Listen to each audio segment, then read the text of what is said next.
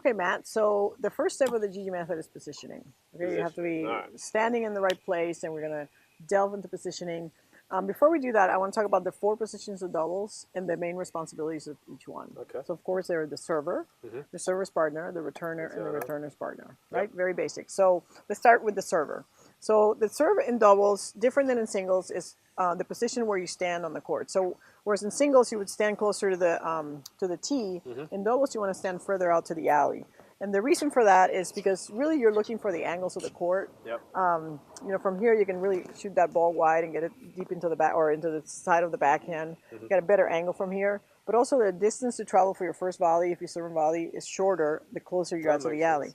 So if you're standing over here and you got to go get over there for your first volley, that line is longer than if you're standing over here and then you got to go over here to your first volley. Okay. So the main responsibilities of the server are, of course, to hold serve. And to do that, they got pretty obvious, right? They got to get a high percentage of first serves in. We're going to talk about the double serve later, but the double serve is not different than the single serve in that well, it's more like in singles you hit your first serve harder a lot of the time, but in doubles you want more like a 80% serve that goes in 80% of the time. So you want your first serve percentage higher? You want a high percentage of first serves, especially if you're serving and volleying. You don't want to be serving and volleying on second serves. So different where you serve as well, or?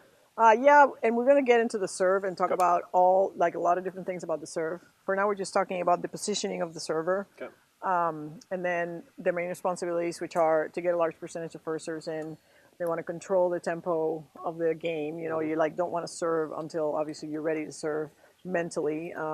If you have not reset the previous point, when you're the server, you have the luxury of controlling the start of the point. So you really should not start a point until you're mentally ready to start the point. Full control over. Exactly. Yeah. So, and then lastly, communicate with your partner. Like it's also a really important role for the server is to let your partner know what you're doing, where you're serving, if you're serving, volleying, or staying back. Is that where all the hand signals comes in? Or? Yeah, we're going to talk about hand signals, and they're good for the pros, but they're not so good for amateurs. Right. We're talking about whether they're good or bad or ugly.